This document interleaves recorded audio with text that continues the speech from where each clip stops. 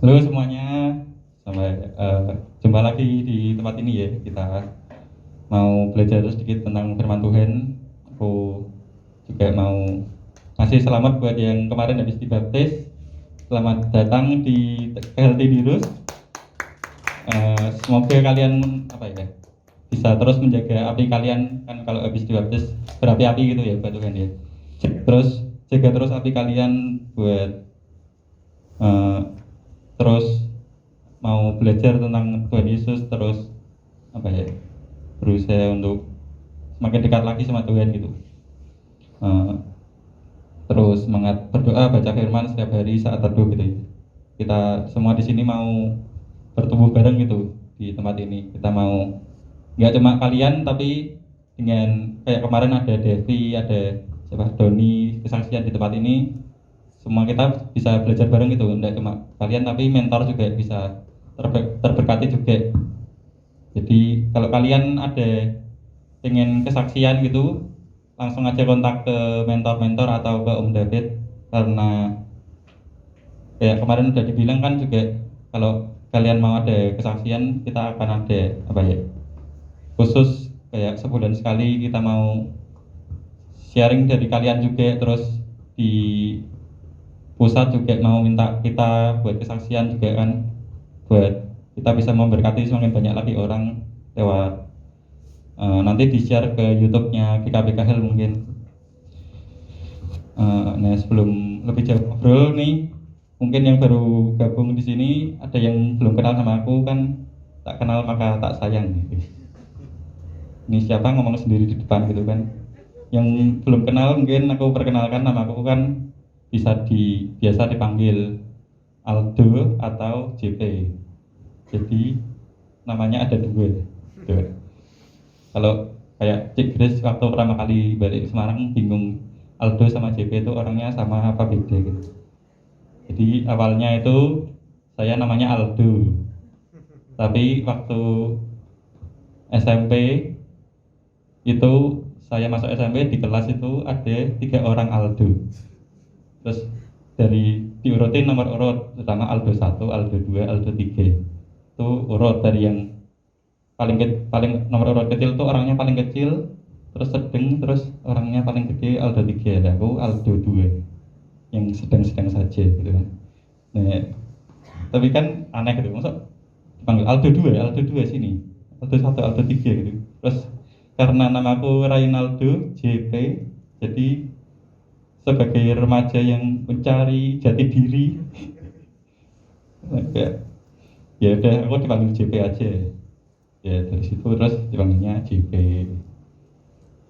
Kalau kalian mau ngomongin tentang mungkin musik atau tentang game, tentang anime, tentang pelajaran juga bisa ngomongin sama aku. Aku suka ngomongin tentang hal-hal itu tadi.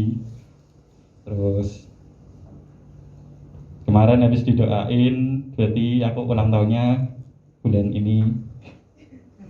Terus apa lagi? Yang mau ngasih kado boleh. Terus umur kepala gue tinggalnya di Gerapat, nah deh kurang lebih gitu aja. Nah kita sama Tuhan itu juga semakin hari itu kalau bisa gitu kita semakin mengenal gitu akan Tuhan, semakin dekat sama Tuhan. Jadi setiap hari kita kayak semakin dapat pengalaman pribadi, semakin tahu Tuhan itu kayak piye toh, Tuhan itu sayang ke kita kayak piye toh, Tuhan itu sudah memelihara kita kayak gimana gitu loh. Jadi kayak semakin hari ya semakin tahu, semakin kenal, semakin dekat sama Tuhan kita, Tuhan Yesus gitu. Nah terus kita sebulan kemarin kan juga bahasnya kan halnya kayak sama terus, close to God, intimacy with God gitu kan. Kita kayak dekat dengan Tuhan kayak berapa minggu ya, mungkin 6 minggu atau pokoknya 1 bulan lebih lah kita bahas itu terus. Itu kenapa gitu?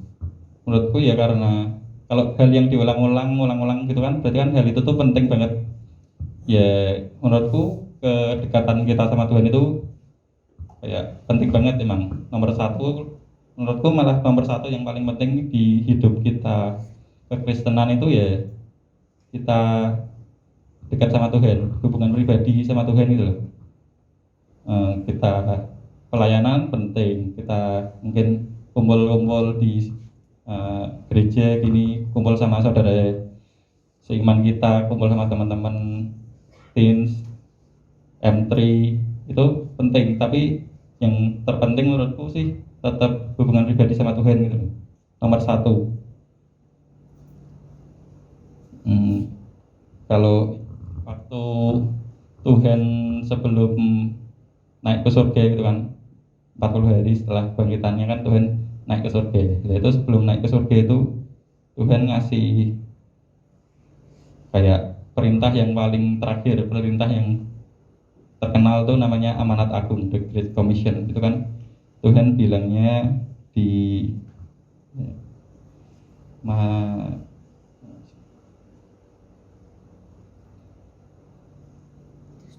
Matius 28 ya, ayat 19. Kita bacain aja ya. Karena itu pergilah, jadikanlah semua bangsa muridku, dan baptislah mereka di dalam nama Bapa dan Anak dan Roh Kudus, dan ajarlah mereka melakukan segala sesuatu yang telah kuperintahkan kepadamu, dan ketahuilah aku menyertai kamu senantiasa sampai kepada akhir zaman. Jadi perintah Tuhan sendiri itu sebelum dia terangkat ke surga, dia bilang tuh, pergilah jadikan semua bangsa muridku, terus baptislah mereka dalam nama Bapa, Anak dan Roh Kudus, terus ajarkan mereka perintah ya, ajarlah mereka melakukan segala sesuatu yang telah kuperintahkan padamu. Jadi perintahnya Tuhan itu bukan pergilah ke semua bangsa, baptis mereka semua, selesai, bukan gitu, bukan. Jadi kita jadi orang Kristen itu bukan sekedar cuma dibaptis terus udah, tapi jadikan semua bangsa itu muridku. Jadi kita tuh semua tuh sebenarnya selain punya agama Kristen tuh yang penting itu kita jadi murid Tuhan. Jadi murid Tuhan, terus tadi melakukan segala sesuatu yang telah kuperintahkan padamu. Nah, kekristenan itu menurutku tadi kan nomor satu yang paling penting itu kan kita kenal dan dekat sama Tuhan. Terus perintah Tuhan tadi, jadikan semua bangsa muridku.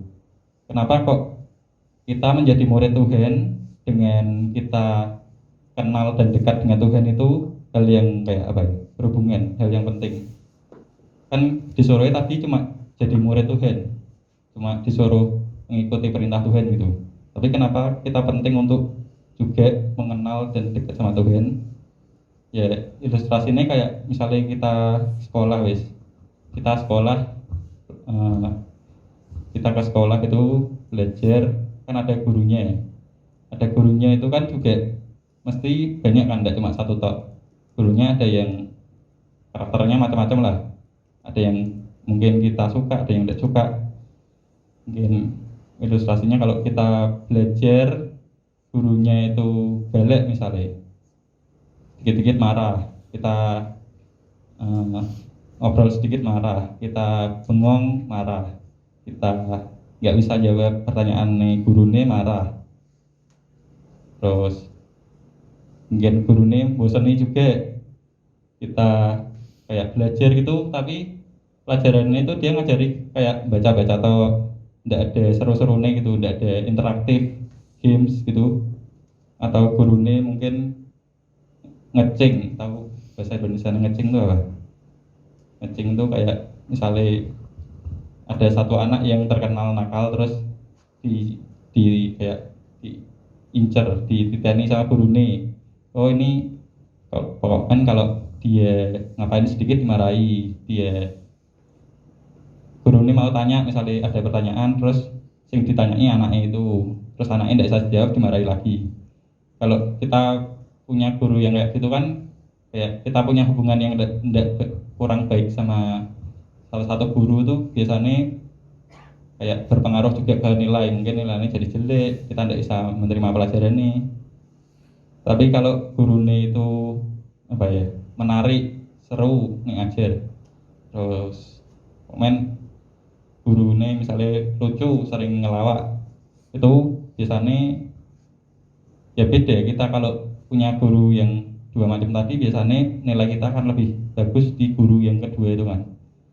Kalau contoh sih, dulu aku waktu SMA, di SMA itu waktu kelas 12, waktu mau kelulusan itu kan, ada 3 kelas IPA gitu kan, kelas IPA 1, 2, 3. Nah, di kelas IPA 2 ini wali kelasku itu guru matematika.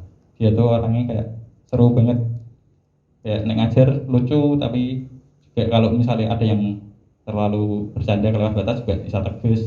Kalau ngajari jelas banget lah. Itu dari 3 kelas ini tuh guru matematikanya beda semua.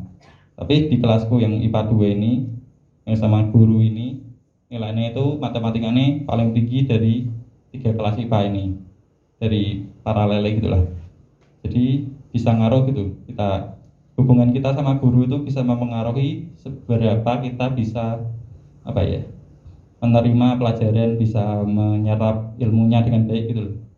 Jadi kalau kita punya hubungan yang baik sama Tuhan Yesus, ya otomatis ajaran-ajaran Tuhan Yesus itu bisa lebih mudah kita serap gitu.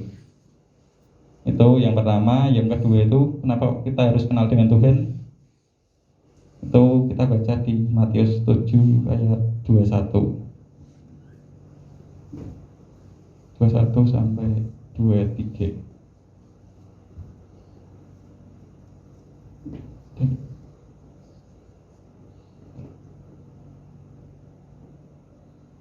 Ini di Matius 7, 21, 23 itu, nah ini, bukan setiap orang yang berseru kepadaku Tuhan, Tuhan akan masuk ke dalam kerajaan surga, melainkan dia yang melakukan kehendak Bapakku yang di surga.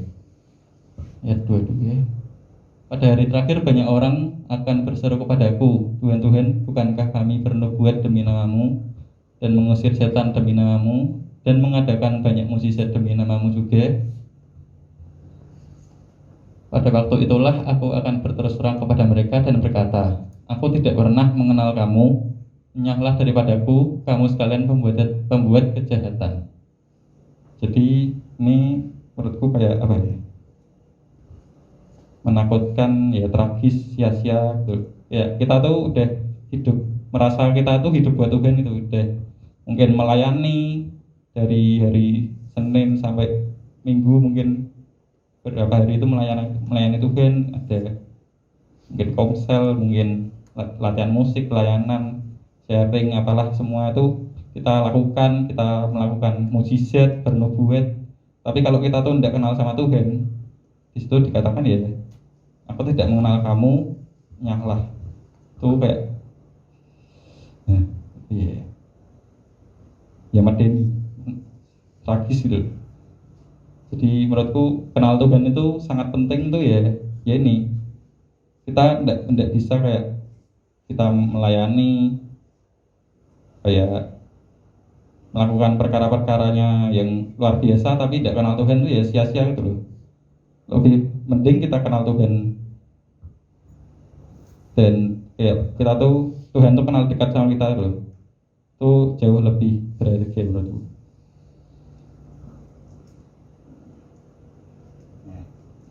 Terus kemarin kan sempat aku sharing di M3 Sucap 2-3 minggu lalu ya.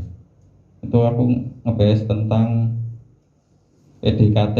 Jadi namanya kita mau kenal sama Tuhan, kita lebih dekat itu kan, kalau aku sih kemarin kayak ngumpamain kayak kita tuh mau apa ya, pacaran sama orang. Jadi itu kalau kita mau pacaran itu kan mesti kan kita ngeluarin effort untuk kita bisa semakin dekat sama orang itu. Ya sama kayak kita ke Tuhan itu, kalau kita mau dekat sama Tuhan gitu, kita mau kasih effort buat Tuhan itu ya mirip kayak kita lagi PDKT. Jadi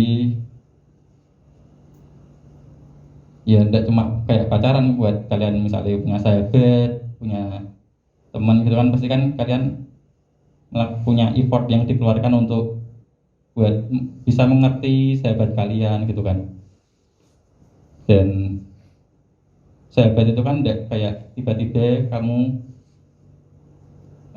ada orang nih, oh ini sahabatku kan enggak, tapi ada kayak step-stepnya. Dari awalnya mungkin enggak kenal, terus jadi temen, terus temen itu enggak semua teman juga dekat, tapi dari semua teman itu ada yang kayak mungkin satu frekuensi atau satu kesukaan gitu, terus jadi sahabat gitu kan. Itu menurutku ada effort gitu untuk kita semakin dekat sama seseorang. Nah, kalau sama Tuhan ya aku ngibaratin kayak PDKT juga. Jadi karena aku ada pengalaman, pernah ada pengalaman pacaran gitu kan, ya coba diambil positifnya saja gitu ujungnya. Terus kalian, aku besok nyari pacar disuruh OJT gitu bukan, tapi ya ini mungkin kalau kalian mau apa 3 tahun 5 tahun 10 tahun lagi mau pacaran kan juga bisa diterapkan tipsnya gitu kayak itu ya Van dan Van tadi ini. Jadi menurutku tuh kalau mau pacaran itu kan ada bisa dua macam. Antara pertama tuh kita tuh udah dari awal udah kayak jatuh cinta sih sama si orang ini, terus kita kayak mau effort untuk jadi pacarnya misalnya. Atau pertamanya tidak punya niat buat pacaran, tapi pertamanya cuma temenan aja, temenan terus jadi sahabat, terus ternyata cocok jadi pacar misalnya kayak gitu. Dia ada dua macam, menurutku ya sama-sama aja itu kan mesti. Tapi kalau yang pertama jatuh cinta sih kan mungkin awalnya cuma lihat-lihatan toh terus jatuh cinta gitu misalnya terus kayak dari itu kan awalnya belum kenal loh. Kalau kayak gitu belum kenal kan berarti kita harus apa ya, cari cara piye caranya kita untuk bisa menghubungi orang ini. Caranya menghubungi piye, orang ini tuh punya misalnya punya nomor WA kah, apa nomor punya Instagram, apa punya apa Line, Twitter, apalah yang kita bisa berhubungan sama orang itu, bisa kontak dia. Caranya apa? Ya kita cari tahu caranya dia. Kalau udah ketemu, ya kita mulai membangun komunikasi. Kita sering ngobrol sama orang itu, sering chat misalnya. Kita ngobrol mungkin ya macam-macam yang diobrolin, bisa dia itu suka paling dia itu suka apa, dia tidak suka apa, terus apa ya, dia lagi ngalami apa, ya macam-macam lah apa yang bisa kita obrolin buat kita tuh kayak semakin kenal sama orang itu. Mungkin curhat, mungkin apa ya, di momen kita tuh membangun komunikasi untuk kita tuh semakin kenal gitu sama orang itu. Terus kalau udah semakin kenal kan mungkin kita tahu dia tuh lagi butuh apa atau dia lagi kepengen apa, lagi ngalami apa gitu kan. Kita mungkin bisa selanjutnya ngasih hadiah misalnya. Orangnya, oh ternyata orang ini besok ulang tahun, aku mau ngasih hadiah, beli boneka apa bunga apa apapun yang kira-kira dia suka misalnya. Terus dia lulus kuliah, kita bisa kasih apalah karangan bunga apa apa gitu. Terus mungkin lagi sedih, lagi bad mood, terus kita kirimin GoFood, kayaknya Fanuel pernah. Terus apa lagi ya,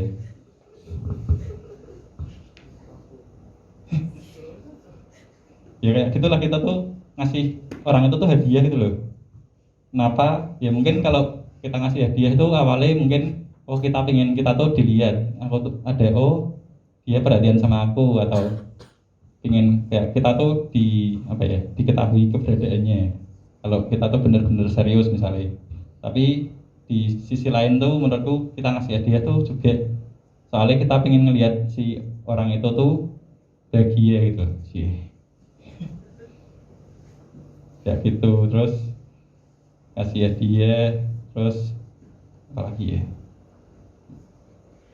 ya udah paling gitu itu toh. Terus mungkin cari tahu dia kira-kira juga suka sama kita apa enggak. dari lihat-lihat gerak-gerik kodenya dia gitu, terus ya udah ditembak.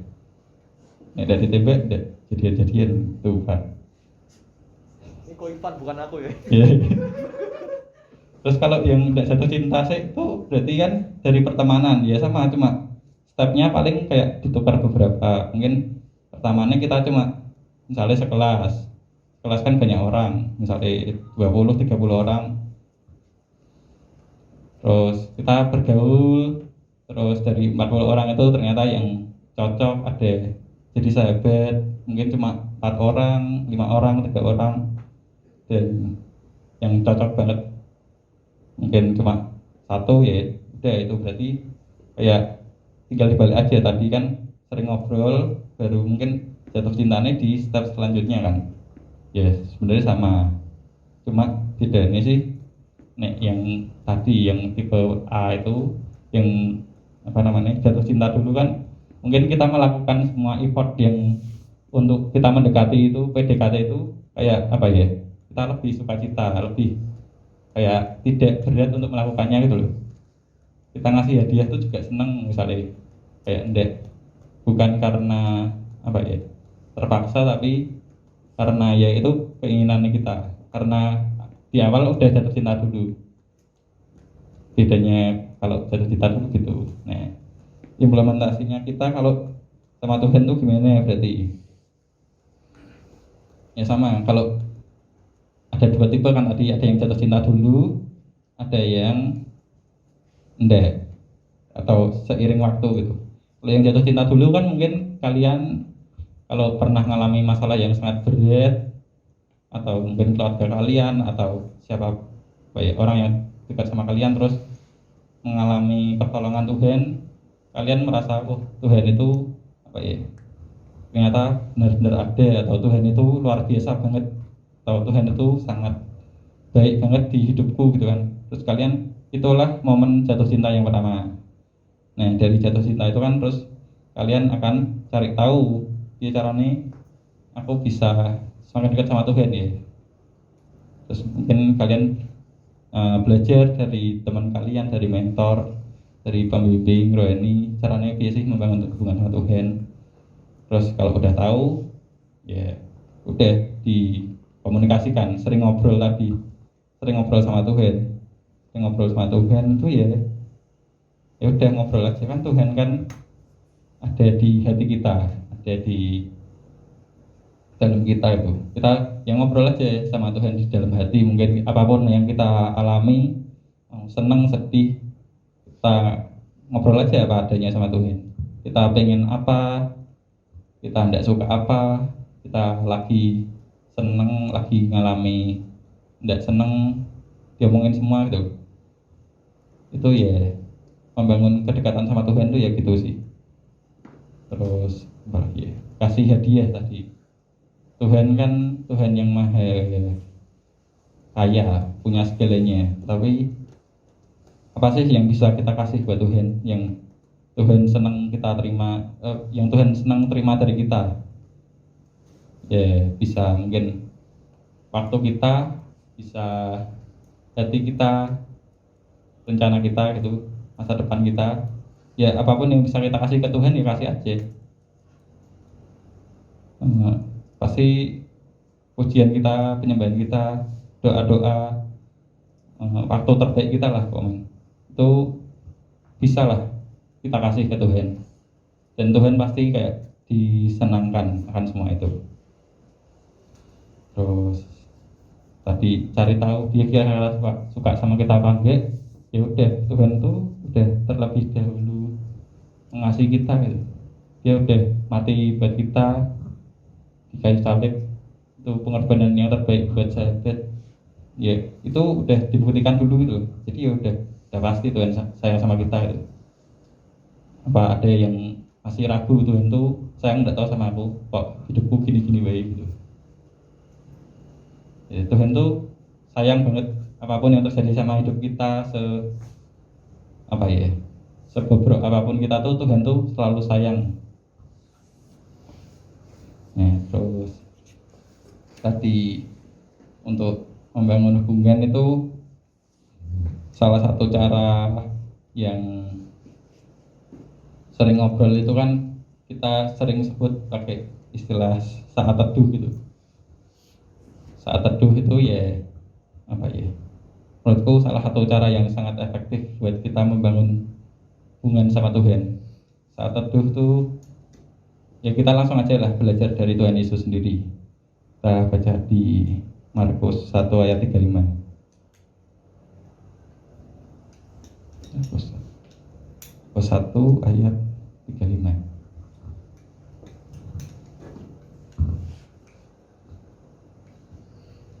Ini Tuhan Yesus yang melakukannya.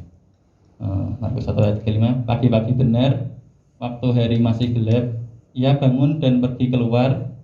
Ia pergi ke tempat yang sunyi dan berdoa di sana. Ini Tuhan Yesus yang melakukan. Jadi pagi-pagi benar, mungkin jam 4, jam 3 atau jam 2, tidak tahu Tuhan jam berapa ya pergi pagi-pagi benarnya. Tapi di sini tuh kayak Tuhan tuh ngasih waktu yang terbaik buat dia itu bersaat teduh. Dia bangun dan pergi keluar. Pergi keluar di sini mungkin ya kita tidak tahu kondisi rumahnya Tuhan Yesus saat itu kayak gimana kan.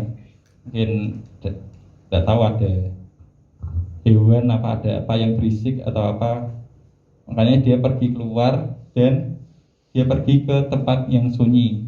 Jadi Tuhan tuh nyari tempat yang sunyi, yang kayak tidak ada gangguan, berarti tidak ada suara, tidak ada distraksi, dan berdoa di sana. Berarti ya waktu saat teduh itu ya waktu-waktu pribadi kita bersama dengan Tuhan. Terus gimana kita tuh kayak bersekutu, memuji, menyembah, berdoa, mungkin belajar firman Tuhan, curhat sama Tuhan, mendengar suara Tuhan tanpa gangguan dari siapapun dan apapun gitu. Jadi kan itu kan di tempat yang sunyi. Jadi ya tidak ada gangguan, tidak ada mungkin kita sambil HP-an atau sambil ngapain gitu.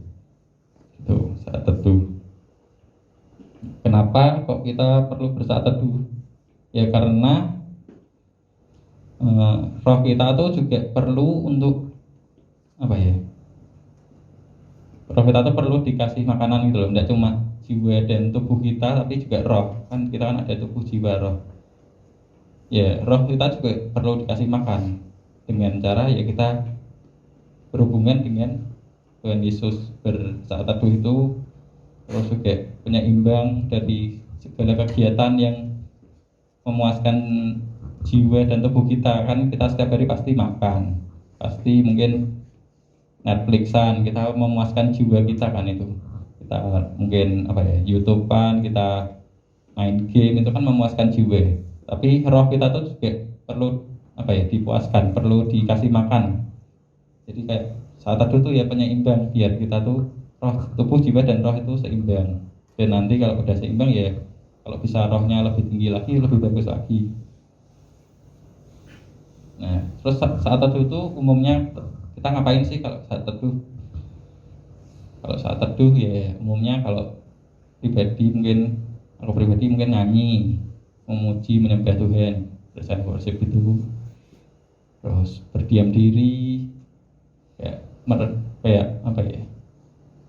Berdiam diri menunggu Tuhan berbicara sama kita, mungkin berbahasa roh kalau yang bisa, membaca firman itu. Nah, bernyanyi sendiri itu kalau di Mazmur 22 ayat 3 kan dibilang kalau Tuhan itu bersamayam di atas puji-pujian umatnya gitu kan.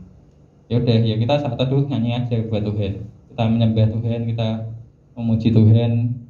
Terus untuk apa ya, kalau awalnya kan mungkin kita bingung, kita nyanyi apa ya Tuhan. Terus ya menurutku sih kalau awal-awal nyanyi aja yang kayak lagu-lagu yang mengagungkan Tuhan, atau kita bersyukur sama Tuhan, mengucap syukur sama Tuhan gitu. Pilih lagu-lagu yang kayak gitu. Tapi mungkin nanti kalau semakin lama kalian Roh Kudus itu kayak semakin peka, dia pengen kita tuh nyanyi lagu apa buat dia, buat Roh Kudus gitu kan. Itu Kalau tentang bahasa roh ya, bahasa roh itu ya apa ya, membantu kita untuk menyampaikan apa, kalau di Roma 8 itu mungkin kita mengalami bingung untuk berdoa apa kan, tapi roh sendiri berdoa untuk kita kepada Allah dengan keluhan-keluhan yang tidak terucapkan. Itu kalau bahasa roh. Di Korintus juga dalam berbahasa roh, roh kita semakin dikuatkan karena kayak membangun diri kita sendiri. Berbahasa roh itu membangun diri kita. Jadi kalau yang belum bisa bahasa roh dan pengen bisa ya udah minta aja, karena ada ayatnya kan, kalau kita minta pasti dia akan kasih gitu. Kalau di sini sih biasanya kalau waktu Pentakosta, jadi habis kenaikan Tuhan Yesus itu kan 10 hari kemudian Pentakosta itu kita ada doa puasa gitu.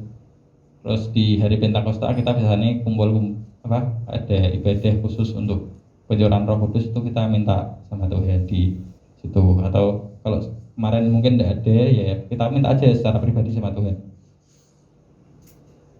Terus berdiam diri, ya udah kita berdiam diri itu ya kayak sesi kita percakapan sama Tuhan. Kita membangun komunikasi, berbicara dua arah, antara dua belah pihak itu ngomong. Tidak cuma kita menyampaikan keluhan kita nyampe ke apa ya, yang kita ingin, yang kita minta terus, tapi tidak pernah dengerin Tuhan. Tapi kita juga mau dengerin apa maunya Tuhan.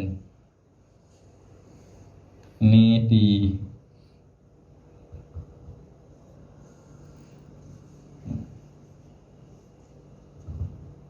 kayak di ayatnya yang Maria dan Marta itu. Maria itu duduk di dekat kaki Tuhan dan terus mendengarkan perkataan Tuhan gitu. Sedangkan si Marta sibuk sekali melayani. Ayatnya itu, si Marta mendekati Yesus dan berkata, Tuhan, tidakkah engkau peduli bahwa saudaraku membiarkan aku melayani seorang diri? Suruhlah dia membantu aku.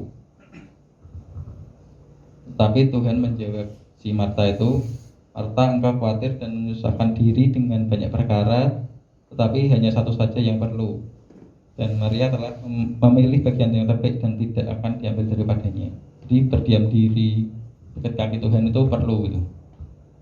Tidak cuma kita ngomong terus minta terus, tapi juga Tuhan tuh pengen banget ngomong sama kita gitu. Tidak cuma kita yang pengen ngobrol sama Tuhan.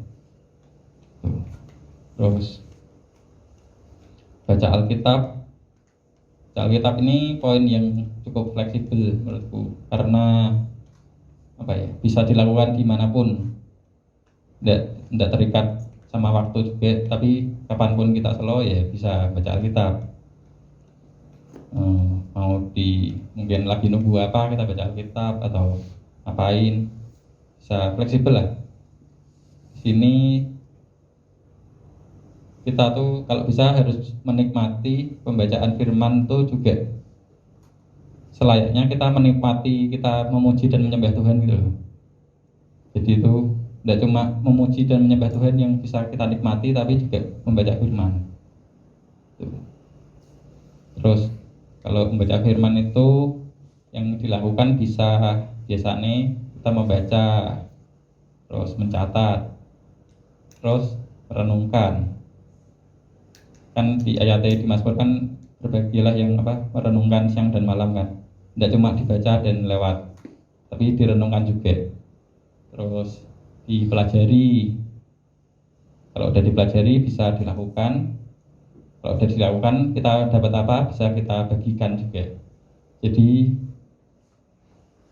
ya tidak sekedar cuma dibaca tok, tapi ya direnungkan, dipelajari, dilakukan. Jadi pelaku-pelaku firman lah. Terus tipsnya kita baca firman tuh kalau bisa dari Kejadian sampai Wahyu gitu urut juga bagus juga, karena kan Alkitab kan dicatat seperti itu kan pasti ada apa ya, ada ada tujuannya. Tuhan itu kan firman Tuhan kan dicatat kayak gitu. Jadi kalau kita baca urut gitu ya baik juga. Terus renungan harian, kalau kita sering baca renungan harian gitu mungkin itu ya boleh boleh aja, itu menurutku kayak apa ya, appetizer. Tapi kalau bisa tetap kita tuh tetap ada pembacaan yang itu tadi yang kita rutin setiap hari, tidak cuma renungan tok. Karena kalau renungan tok itu cuma ya itu tadi cuma tambahan aja lah, bonus. Terus kalau kita dengar ajaran apapun itu tuh semua harus kembali ke firman Tuhan. Jadi kan semakin mendekati akhir zaman kan semakin banyak mungkin nabi palsu, mungkin banyak ajaran sesat gitu kan. Ya intinya semua tuh balik ke firman Tuhan. Kalau kita baca firman Tuhan, sering baca kan bisa kayak cross check. Terus bisa juga mempelajari bahasa lain, mempelajari bahasa asli dan lain-lain lah. Gitu. Terus jadi intinya kalau saat teduh tadi tipsnya ya intinya kita belajar untuk bisa tenangkan diri, kita belajar untuk fokus sama Tuhan. Terus jangan apa ya, jangan malas, jangan menunda-nunda kita untuk saat teduh. Soalnya biasanya kalau kita dikit menunda terus nanti biasanya malah tidak jadi. Jadi kalau ada waktu ya, kalau ada waktu dan sempat langsung aja, jangan malas dan menunda ya. Dan berikan waktu terbaik, jangan waktu sisa. Mungkin kalau aku udah ngantuk, udah mau tidur, tak baca firman bentar, mungkin 5 menit tok, terus ketiduran. Ya kalau bisa berikan waktu yang terbaik. Tuhan kan ngasih contohnya pagi-pagi benar dia baru dia bangun langsung pergi ke tempat yang sunyi. Yaitu beri waktu yang terbaik, jangan kayak waktu sisa-sisa. Terus jangan buru-buru dalam bersaat teduh gitu. Belajar untuk kita bisa menikmati. Kalau kita nonton drakor atau nonton anime atau nonton Netflix itu kan bisa berapa episode langsung sehari, bisa berjam-jam, bisa mungkin dari jam 8 sampai jam 2 pagi mungkin. Tapi kalau buat Tuhan kita mungkin nggak buru-buru bentar, tapi yang penting kayak aku hari ini belum saat teduh nih, aku harus saat teduh sih. Terus habis itu udah Netflixan misalnya, itu jangan buru-buru lah. Tidak harus misalnya kita Netflixan 5 jam, kita saat teduhnya juga harus 5 jam. Ya itu tidak harus sebanyak itu juga. Tapi ya jangan buru-buru aja. Belajar kita bisa menikmati hadirat Tuhan, bisa menikmati saat-saat pribadi kita sama Tuhan. Terus mungkin bisa cari teman atau cari partner untuk saling mengingatkan. Mungkin kayak kamu belum saat teduh hari ini gitu. Kita mungkin lewat clan atau lewat grup pribadi juga bisa, terserah lah. Pokoknya kita karena kan roh itu penurut ya. Jadi roh itu penurut. Jadi daging itu lemah. Jadi kayak kita tuh biasanya kayak apa ya? Kita lebih cenderung untuk bisa Netflixan, tapi untuk ini kan nggak bisa. Ya udah kita cari teman yang sama-sama kayak punya tujuan yang sama, punya visi yang sama kan, kita saling mengingatkan aja gitu. Terus punya catatan perenungan pribadi juga boleh, karena tadi kan dibaca, dicatat, direnungkan, terus ya udah melakukan, bisa bagikan secara, mungkin kita bagikan sama teman di grup tadi, kita bagikan di sini juga bisa, mungkin bisa di medsos, bisa di dunia nyata, bebas lah. Karena kalau misalnya kita udah bagikan kan kita kayak merasa oh apalagi ya yang bisa aku pelajari lagi. Jadi kita akan belajar lagi untuk nyari apalagi yang bisa kita bagikan lagi gitu. Jadi kesimpulannya kalau saat teduh itu menurutku kita tuh sebetulnya sangat-sangat butuh waktu pribadi sama Tuhan. Bukan Tuhan yang perlu waktu pribadi sama kita, tuh bukan. Tapi kita sebenarnya yang butuh. Tuhan sih tidak butuh sebenarnya. Jadi jangan jadikan saat teduh itu kewajiban kayak rutinitas atau paksaan, kewajiban. Ya kita misalnya utang nih, aku kemarin tidak saat teduh, hari ini mau saat teduh gitu, atau sebagai penghapus dosa misalnya, kemarin aku habis berdosa nih, aku merasa perlu bersaat teduh. Bukan, tapi ya saat teduh itu ya karena kita pengen membangun hubungan sama Tuhan. Kita mau memprioritaskan waktu kita buat Tuhan gitu. Terus ya mengharapkan Tuhan itu lebih lagi gitu. Terus lagi. Ini ada ayat tuh, Tuhan dekat pada setiap orang yang berseru kepadanya. Pada setiap orang yang berseru kepadanya dalam kesetiaan. The Lord is near all who cry out to Him, all who cry out to Him sincerely, dengan tulus. Jadi kalau kita berseru sama Tuhan tuh ya Tuhan dekat sama kita gitu.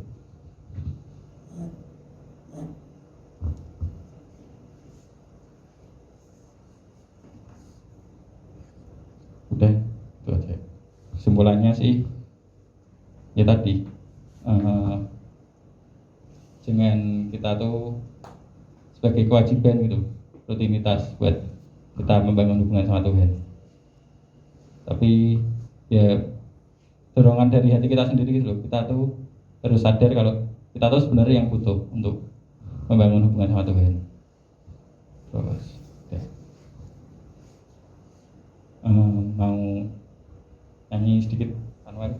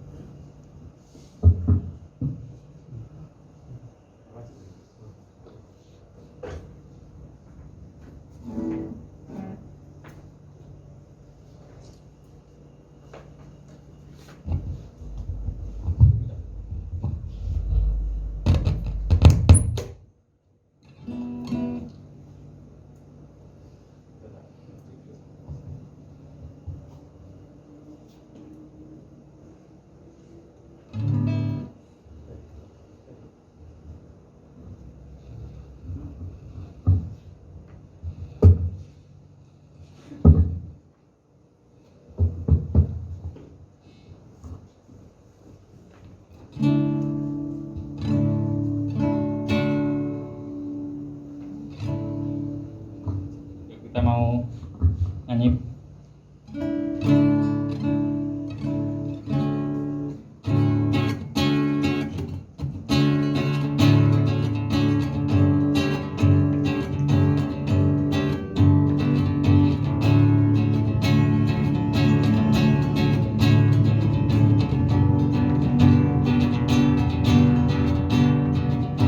Hatiku berdiam dekat di hatimu, di saat ku berpaling temukan cintamu. Sana kau menanti untuk bawaku lagi bersekutu dalam damai yang sejati. Oh, ku nambah hatimu. Oh, inilah rinduku, hidupku hanyalah untukmu. Segenap hatiku kagum akan kebaikan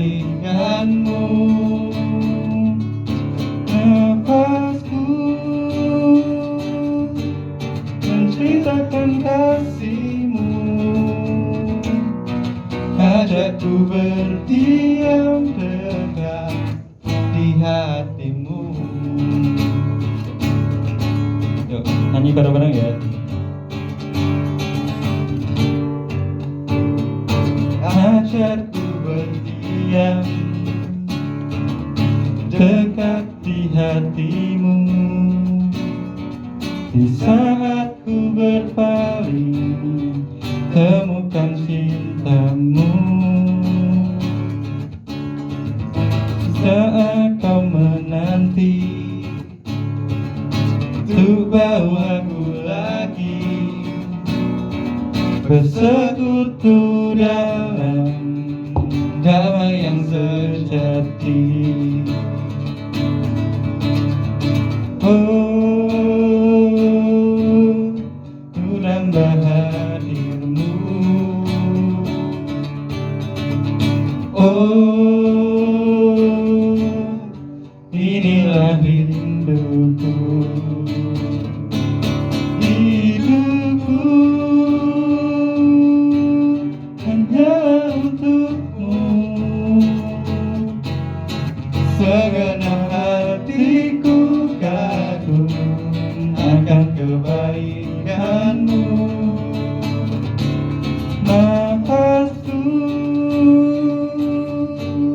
menceritakan kasihmu. Ajarku berdiam dekat di hatimu. Hidupku hanya untukmu. Segenap hatiku kagum akan kebaikanmu. Nafasku menceritakan kasihmu. Ajarku berdiam dekat di hatimu. Ajarku berdiam dekat di hatimu. Ajarku berdiam dekat di hatimu.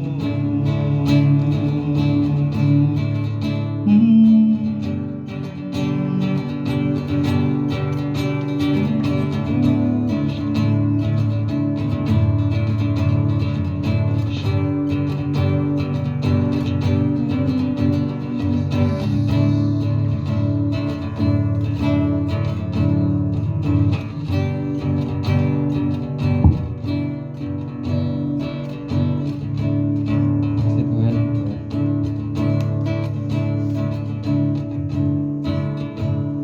karena Engkau selalu baik buat kami Tuhan. Makasih Tuhan karena Engkau selalu menunggu setiap kami untuk datang kepadamu Tuhan.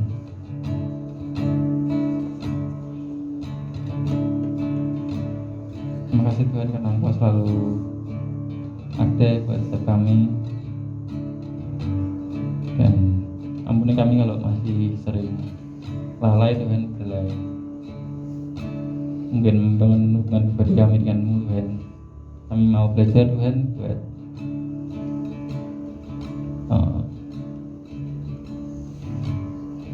semakin hari semakin berapi-api Tuhan, untuk semakin dekat denganmu, semakin mengenalmu Tuhan. Ajar kami Tuhan untuk bisa berdiam Tuhan, bisa dekat denganmu Tuhan. Bukan cuma untuk meminta tiap hari meminta, tapi kami mau bisa duduk dekat denganmu Tuhan, duduk dekat padamu Tuhan, mendengarkan apa yang ingin Engkau sampaikan Tuhan pada setiap kami.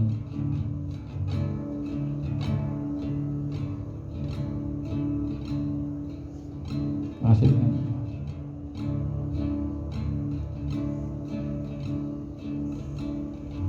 Ajari kami Tuhan untuk menjadi orang yang suka untuk membaca firman-Mu Tuhan, suka untuk merenungkan firman-Mu siang dan malam,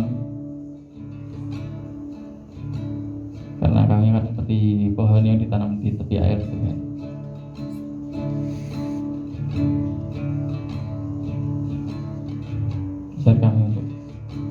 menjadi pendengar-pendengar firman Tuhan, tapi juga menjadi pelaku-pelaku firman, dan kami bisa menyaksikan akan kasih Tuhan yang akan menjadi semakin nyata saat kami menjadi pelaku-pelaku firman. Kami menjadi akan memberikan kesaksian dan jadi berkat bagi lebih banyak orang lagi Tuhan.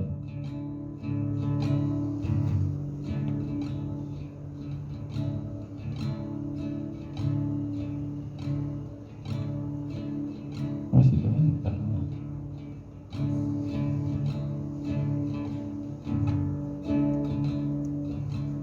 buat kesempatan kami boleh memuji, menyembah dan berbagi akan kebenaran firman Tuhan. Ya, walaupun hambamu sudah selesai bicara, tapi Roh Kudus-Mu yang akan terus mengajar kami hari lepas hari, ya, pergumulan demi pergumulan. Engkau sendiri Tuhan yang akan menuntun kami selangkah demi selangkah dan menuju kemuliaan demi kemuliaan Tuhan. Makasih Tuhan, terima kasih. Kami sudah berdoa dan mengucap syukur. Haleluya, amin.